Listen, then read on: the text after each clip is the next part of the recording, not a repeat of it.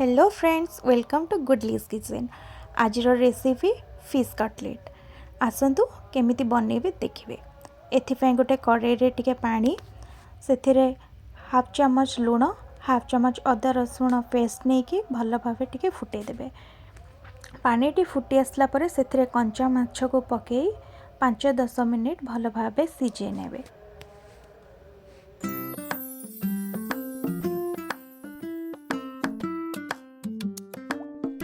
देखंतु एबे हमर माछटी भल भाव फुटीगला। एबे आमे बाहर को गोटे प्लेट को माछ सब बाहर करिनबा। एबे सिजा माछरू भल भाव रे कंटा सब बाहर करी गोटे प्लेट रे माछ गुडी को रखिदबा।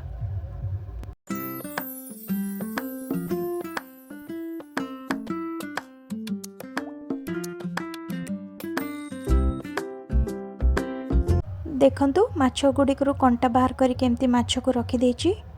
स्टफिंग बनवा ପାଇଁ କିଛି मसला दरकार अछि। एठी मो କିଛି रसुण, अदा, कंचा लंका, पियाज को भल भाव रे कद्दूकस करी नेछि। एबे गोटे कड़ाई रे किछि सोरिष तेल दबा। तेलटी गरम होला परे सेथिरे कुचे रखी दिबा सबु मसला को पके सेथिरे टिके लूण हळदी पके भाजीबा को छाड़ी दबा।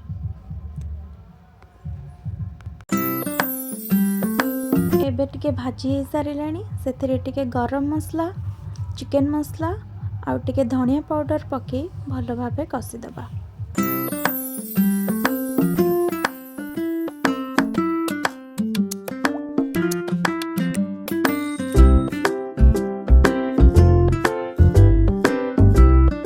देखंतु एबे हमर मसलाटी भल भाव कषि हो जाइछि। एबे माछटी को पके टिके कषिबा।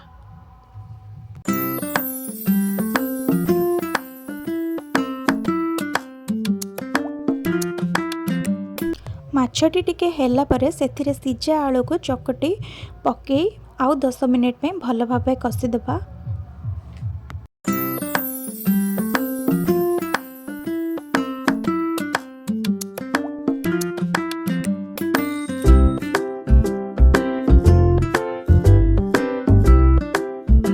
देखंतु एबे हमर स्टफिंग टी भल भाव रेडी हो जाइछि। एबे गोटे बाउल रे किछि बेसन, ब्रेड क्रम आउ लूण हलदी टिके कॉर्नफ्लोर गोले की रखिबा। बनै रखिथिबा स्टफिंग को नहीं छोट छोट गोल करी कटलेट रो शेप दे दबा। देखंतु एबे कि मो किछि कटलेट शेप रे बनै नेछि। एबे बनै रखिथिबा बैटर रे गुडे सेथिरे किछि ब्रेड क्रम लगे दबा। एपटे पैन रे टिके सोरिष तेल गरम करी नै सेथिरे एगुडा पके भल भाव रे सिम रे 10-15 मिनिट रे छाणी दबा।